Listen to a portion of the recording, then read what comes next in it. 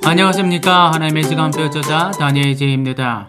오늘은 하나님의 시간표 네 번째 주제로 에스더와 느헤미야와 학개 선지자는 동시대 사람이었다는 내용으로 두 번째 영상을 시작하도록 하겠습니다. 시작하기 전에 지난 영상을 복습하며 시작하겠습니다. BC 586년 남유다가 멸망하면서 바벨론으로 끌려갔던 유대인들이 3차에 걸쳐 교환하였고 역사적으로 이 시기를 다음과 같이 정리하고 있습니다. 1차 귀환은 BC 539년 대표 인물로는 스룹바벨과 여호수아이며 2차 귀환은 BC 458년 대표 인물로 에스라이며 3차 귀환은 BC 444년 대표 인물로 느헤미야입니다. 1차 귀환부터 3차 귀환 사이에 공통적으로 겹치는 인물이 여호수아와 에스라이며 조카와 숙부라는 관계이고 조카가 먼저 귀환하였고 숙부는 오히려 81년이 지난 뒤 귀환하게 됩니다.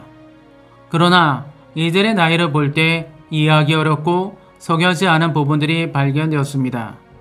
성경을 통해 몇 가지 확인한 결과 첫째, 학개, 스가랴, 스룹바벨, 여호수아가 동시대 인물이라는 것. 둘째, 여호수아와 에스라가 동시대 인물이라는 것. 셋째, 에스라와 느헤미야가 동시대 인물이라는 것.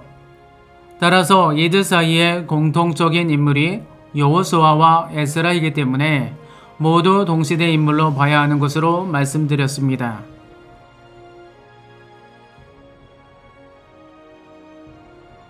오늘 영상은 느헤미야서에 기록된 제사장의 명단을 통해 동시대 인물이 누구인지 알려드리겠습니다. 우선 느헤미야서에 대해 몇 가지 말씀을 드리고 제사장들을 살펴보겠습니다. 느헤미야는 아닥사스 왕 제20년 술관으로 있다가 성전이 불탔다는 소식을 듣고 금세 기도하였고 여호와께서 왕의 마음을 움직여 느헤미야가 예루살렘으로 귀환하였습니다. 이때는 에스라가 귀환한 지 14년 뒤에 있었던 일입니다. 그런데 재미있는 것은 느헤미야의 귀환자 명단과 에스라의 명단이 거의 동일하며 마치 반복해서 기록하고 있다는 것입니다. 이런 원인은 우리가 보는 성경은 에스라와 느헤미야서가 나뉘어 있지만 마소라 본문과 70인역은 한 권으로 묶여 있었던 것으로 그 원인이 아닌가 합니다. 참고로 1차 귀환자 총 인원은 42,360명이라고 기록하고 있습니다만 느헤미야는 31,089명, 에스라서는 29,818명만 기록하고 있습니다. 성경에 기록하지 않은 11,271명이 있고 느헤미야서와 에스라의 차이는 1,271명입니다. 그럼 이제부터 제사장 인원을 살펴보겠습니다. 느헤미야서는 총 3번의 제사장 명단을 기록하고 있습니다. 첫 번째로는 1차 귀환 때, 두 번째로는 성벽 건축 완공 후 임봉할 때이며 세 번째는 요야김 때입니다. 그런데 이들의 인원을 살펴보면 22명, 20명만 기록하고 있습니다. 제사장 인원이 다릅니다. 그렇다면 제사장 인원은 총 몇 명일까요? 22명? 아니면 20명? 제사장 인원은 일반 제사장 24명과 대제사장 1명, 이렇게 해서 총 25명입니다. 이를 알기 위해서는 잠시 다윗 왕 때 인원을 살펴봐야 합니다. 그러면 알 수 있습니다. 다윗 왕 때 제사장을 아론의 자손들 가운데 24명을 정했다는 기록이 있습니다. 아론에게는 4명의 아들이 있었습니다. 나답과 아비후는 여호와께 다른 불을 드리다가 죽었습니다. 그리고 그들에게는 아들이 없었습니다. 그래서 다른 두 아들, 즉 엘라살과 이다말의 자손 가운데 제사장이 되도록 하였습니다. 엘라살 족속은 16명, 이다말 족속은 8명을 정했습니다. 그들의 인원이 달랐던 이유는 그들의 자손 수가 서로 달랐기에 어쩔 수 없이 엘라살 족속이 2배 많은 16명이 되었습니다. 그 명단은 아래와 같습니다. 여기서 주목할 인물은 11번 엘리야십입니다. 그 이후 남유다가 멸망할 때 제사장 인원이 기록되어 있는 것이 에스겔서입니다. 에스겔은 바벨론 이사포로로 끌려와 있던 인물입니다. 그는 성령이 이끌려 예루살렘 성전에서 제사장들이 행하는 가증한 일을 보았는데 성경에서 표현하고 있기를 이보다 더 큰 가증한 일이라고 기록하고 있습니다. 에스겔이 본 장면은 25명의 제사장들이 태양을 숭배하고 있는 모습이었습니다. 여기서 알 수 있는 것은 제사장 인원이 25명이라는 것입니다. 이는 일반 제사장 24명과 한 명의 대제사장을 가리키는 것입니다. 이제부터는 느헤미야서에 기록된 제사장의 명단을 다시 살펴보겠습니다. 1차 귀환자 명단은 예수와 등 총 22명입니다. 에스라 기록을 살펴보면 우림과 둠밈을 가진 제사장이 일어나기 전에는 지성물을 먹지 말라고 했으니 이때는 성전 건축 전이었으므로 대제사장이 없었습니다. 그러므로 귀환 당시의 제사장 인원은 24명으로 봐야 할 것입니다. 그런데 성경에 기록된 인원은 22명입니다. 2명의 제사장 인원이 부족합니다. 귀환 시점의 상황을 정리하면 첫째, 귀환 시점에는 대제사장이 없었습니다. 둘째, 계보를 따라 불명명한 제사장은 제사장이 되지 못하도록 했습니다. 셋째, 모세의 율법에 따라 매일 번제를 드렸습니다. 넷째, 성전 봉헌식 때 모세의 율법에 따라 분반 또는 순차대로 드렸습니다. 이러한 것을 종합할 때 귀환 시점에는 총 24명의 제사장이 있었을 것입니다. 따라서 우리는 누락된 2명의 제사장이 누구인지 찾아봐야 합니다. 여기에서 누락된 2명의 제사장은 바로 여호수아와 엘리야십입니다. 이들이 누락된 제사장이라고 하는 이유는 첫째, 여호수아는 1차 교환한 대표적 인물이고 성전 기초소를 놓을 때 제단을 만들고 율법대로 번제를 드린 데 중추적인 역할을 하였고 다리오 왕 제2년 공사가 재개될 때 학개서와 스가랴서에서 대제사장이라고 기록하고 있습니다. 둘째, 엘리야십은 느헤미야가 성벽 건축 과정에 양문 설치를 제사장에 맡겼는데 이때 엘리야십을 대제사장이라고 소개하고 있습니다. 그는 귀환자 명단에 없던 것으로 보아 남유다에 남아있던 제사장이었을 것입니다. 다윗왕 때 뽑은 24명의 제사장 중에 제가 주목할 인물로 지목되었던 인물이 있었죠. 귀환 시점의 엘리야십은 아마도 그 가문의 후예로 보입니다. 다시 정리하면 느헤미야가 기록한 제사장 중 누락된 제사장은 여호수아와 엘리야십이며 이로써 24명의 제사장이 완성되었습니다. 두 번째로 제사장을 기록한 때는 성벽 완공 직후로서 죄를 자복하고 언약을 기록하며 그 위에 제사장 이름을 기록하였습니다. 이때 기록한 제사장 인원은 22명입니다. 이때는 성전이 완공된 이후이기에 2명의 제사장과 1명의 대제사장이 누락되었다고 볼 수 있습니다. 그러므로 3명의 명단을 알아내야 할 것입니다. 참고로 제가 분류하는 이 시기는 BC 490년입니다. 그러나 역사와 교계에서 분류하고 있는 시기는 BC 432년으로 저하고는 58년이라는 시간 차이가 있습니다. 여기에 누락된 사람은 에스라, 엘리야십, 엘리야십의 자녀 요하난이라고 생각합니다. 그 이유는 첫째, 에스라는 학사 겸 제사장으로 또는 제사장 겸 학사로 불리는 인물입니다. 둘째, 엘리야십은 위에서 언급했던 인물이며 그는 성벽 건축 시 양문을 건축하였고 대제사장이라고 하였습니다. 셋째, 엘리야십의 자녀 요하난과 요야다 중 한 명으로 요하난으로 추정합니다. 그 이유는 1. 제사장 직분이 그 가문으로 상속된다는 것이며 2. 성경에 기록하고 있기를 역대 지략에 레위 자손의 족장들의 이름을 기록할 때 엘리야십의 아들 요하난이라고 하고 있으며 3.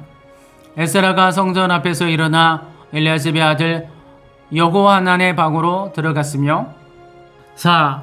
느헤미야는 엘리야십의 손자이며 요야다의 아들인 요나단이 이방 여인과 결혼한 것을 알고 제사장직에서 쫓아냈습니다. 이러한 것을 종합하면 요하난이 제사장이었을 것입니다. 여기서 잠시 1차 귀환 제사장 명단에 포함시켰던 여호수아는 어디에 있을까요? 갑자기 사라졌습니다. 왜 포함시키지 않았냐고요? 그것은 1차 귀환하면서 성전 건축 완공 과정에 여호수아가 대제사장으로 불리긴 하였지만 느헤미야가 성벽 공사할 때의 대제사장은 엘리야십이었습니다. 대제사장이 2명일 수는 없으므로 이를 추정한 건데 여호수아는 대제사장에서 은퇴하였을 것이며 대제사장직을 엘리야십이 이어받았을 것으로 생각할 수 있을 것입니다.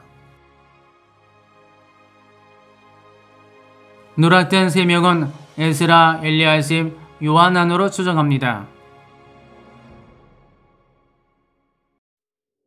이제는 느헤미야가 기록한 3번째 제사장 명단을 확인해 보도록 하겠습니다. 이때는 성벽 건축 이후에 있었던 일이며 요야김 때 제사장 명단을 기록했습니다. 참고로 요야김은 여호수아 아들이며 에스라의 조카의 아들입니다. 다시 돌아와서 제사장 인원을 확인해 보니 이번에는 20명만 기록되어 있습니다. 누락된 인물이 5명이나 됩니다. 우리는 제외된 5명의 제사장을 찾아야 합니다.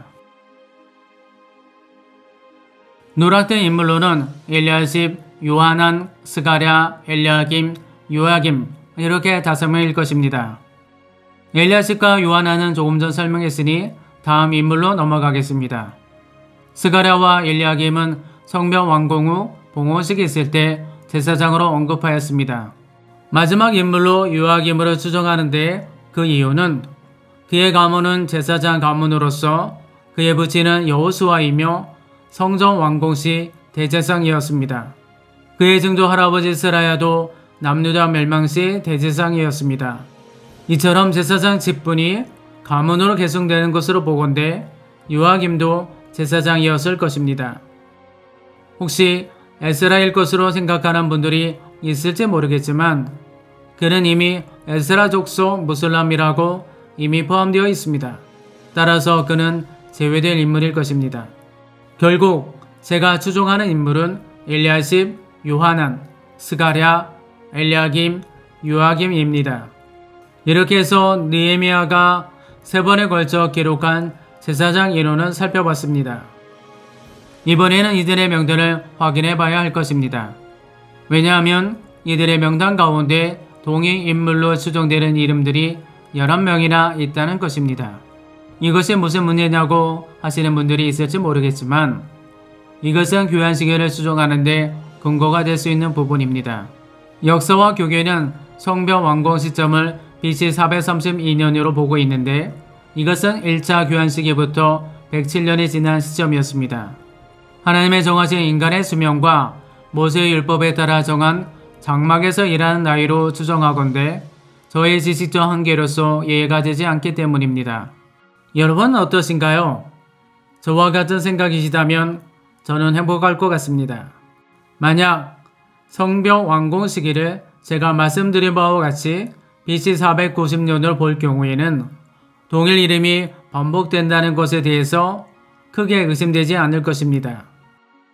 이들이 동시대 사람이라는 것을 증명이 가능한 것은 에스라 가문과 엘리야십 가문을 비교하면 알 수 있습니다. 느헤미야가 제사장과 레위인들을 기록하면서 표현하기를 요야김, 엘리야십과 그의 자손들이 있었다라고 기록하고 있기 때문입니다. 그림에서 보시는 바와 같이 요야김은 여호수아의 아들이며 그의 증조 할아버지 스라야는 BC 586년 남유다 멸망 시 죽임을 당했던 대제사장이었고 에스라는 남유다 멸망 시부터 요야김의 부친 여호수아와 함께 존재하였던 동시대 인물입니다. 따라서 요야김이 있을 때 느헤미야가 기록한 요야김의 가문과 엘리야십의 가문을 비교하면 동시대 인물인 것을 확인할 수 있습니다. 결국 1차 귀환부터 3차 귀환 사이에 주요 인물들을 살펴본 바와 같이 이들 모두가 동시대 인물이라는 것을 알 수 있었습니다.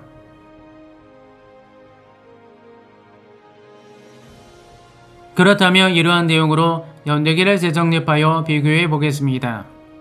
지금 보고 계신 것은 현재 우리가 알고 있는 귀환시기입니다. 그런데 여기에는 인간의 수명, 제사법 등의 문제점이 발견됩니다. 하지만 이들을 동시대 인물로 본다면 귀환시기는 이렇게 정리될 수 있습니다. 그리고 1차 귀환부터 성벽 완공시까지 107년에서 49년으로 단축됩니다. 종합하면 이들 모두 동시대 인물로 보는 것이 합리적이라고 생각합니다. 제가 제시하고 있는 내용이 과연 올바른 것인지 확인할 필요가 있을 것입니다. 어떻게 확인할 것이냐가 문제인데, 제가 생각하는 견해로는 성경에서 기록하고 있는 왕들을 통해서 이들이 동시대 인물이라는 것을 증명할 수 있을 것으로 생각합니다. 만약 성경에 기록된 왕이 누구인지를 밝혀만 준다면 가능할 것으로 생각합니다. 이 부분은 다음 영상에서 다시 알아보도록 하겠습니다. 오늘 영상을 다시 간략히 정리하겠습니다. 느헤미야는 제사장 명단을 3차례에 걸쳐 기록하였는데, 첫 번째는 1차 귀환 시기, 두 번째는 성벽 완공 시점, 세 번째는 요아김이 있을 때였습니다. 그리고 인원을 살펴봤더니 기록에서 빠져있던 인물들이 있었고 그들이 누구인지도 알아봤습니다.